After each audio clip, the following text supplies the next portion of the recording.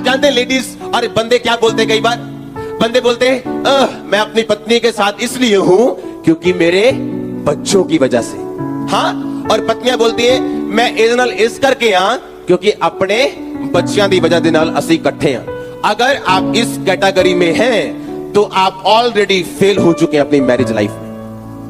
आप फेल हो चुके हैं अभी। अगर आप अपने बच्चों से ज्यादा प्यार करती हैं अपने हस्बैंड से, और अगर आप अपनी वाइफ से ज्यादा अपने बच्चों से प्यार करते हो तो आप ऑलरेडी फेल हो चुके हो अपनी मैरिड लाइफ में। मैं तो तां नाल आए थे मेरे न्याणे ना हुन मैं कादी चली जावां। बंदा बोलता छाटे यार बच्चियां करके रहना मैं कड़ा इनू। हाँ, आप ऑलरेडी फेल हो। बस आपका डाइवोर्स नहीं हुआ, आप ऑलरेडी फेल हो, महा फेल हो आप अपने घरों में। लाखों घर टूट चुके हैं और आपको लगता है कि आपके दादा दादी इकट्ठे हैं, पर वो है नहीं। माता पिता इकट्ठे हैं पर वो है नहीं। बच्चों की वजह से साथ रहने का मतलब ये है आप ऑलरेडी डाइवोर्स हो चुके हो, बस पेपर नहीं है आपके पास डाइवोर्स के।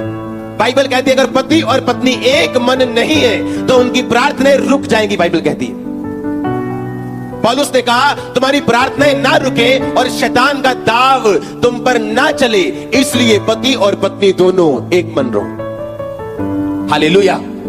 अगर मेरे बच्चे को मेरी पत्नी ने कुछ करने के लिए मना किया और उसे मालूम है कि पापा के पास जाओ कुछ हल हो जाएगा, और मेरे पास आए, मैं वो करूं? मैंने कहा मम्मा ने क्या बोला? मम्मा ने कहा नहीं करना। मैं कहा वही फॉलो करो जो मम्मा ने कहा। जब वो छोटा है उसे मालूम होगा कि ये दोनों टूटने वाले नहीं है। अगर एक ने नो कहा तो दूसरे की भी क्या है। अगर आप सहमत नहीं है मां की नो से तो बच्चे को ये चीज पता नहीं होनी चाहिए वो आपके अंदर का फैसला है जो बाद में बदला जा सकता है।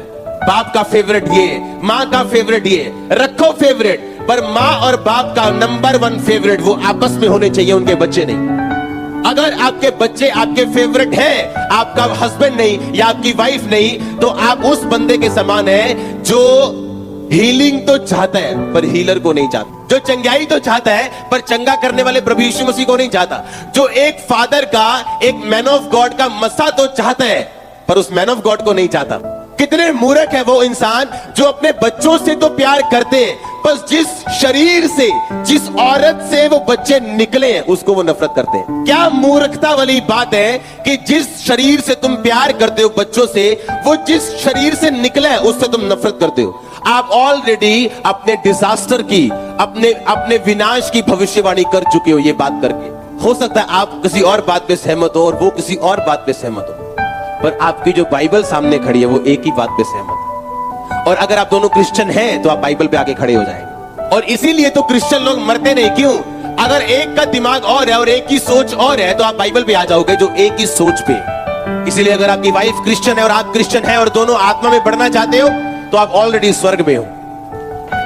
आपका सबसे बड़ा हेल्पर पवित्र आत्मा के बाद आपकी पत्नी है। आप देखो सक्सेसफुल आदमी, उनके साथ उनकी पत्नियां काम कर रही होंगी। इस दुनिया में, क्रिश्चियनिटी में हाउसवाइफ की कोई जगह नहीं। अगर आप घर में काम करती हैं, बच्चे संभालती हैं, तो आप हाउसवाइफ नहीं है, आप अपने हस्बैंड के जितनी ही मेहनती हैं। आप हाउसवाइफ नहीं, आप मेंस वाइफ हैं, वर्किंग इन होम 24 आवर। आमीन। बच्चे को जिस 3 दिन अगर डायपर चेंज करने पड़ गए ना तो सुधर जाएगा वो। हाँ, जिस दिन 2 दिन उसके हाथ जले ना तवे पे, सलाम ठोकेगा सुबह उठ के रोज वाइफ को। हाँ, टाइम स्पेंड करो अपने बेबी के साथ भी। एक टाइम रखो जब फादर और डॉटर सिर्फ दोनों हो। आप जा रहे हो घूमने, शॉपिंग करने, वो भी टाइम रखो। फादर और सन दोनों हो, मदर और डॉटर दोनों हो, ये भी टाइम रखो। पर आपका फर्स्ट क्या होना चाहिए? हस्बैंड और वाइफ। ये फर्स्ट है, इसके बाद है सारे। बच्चे पहले आएंगे, पहले वाइफ आई। हाँ, तो पहला कौन होना चाहिए? क्यों कहा परमेश्वर ने जिस तरह मसीह कलीसिया का क्या है? सिर है, उसी तरह तुम्हारा सिर कौन है? पति। कहता हर बात में अपने पति के अधीन रहे। पति को कहता जिस तरह मसीह ने तुम्हारा पालन पोषण किया है देह का।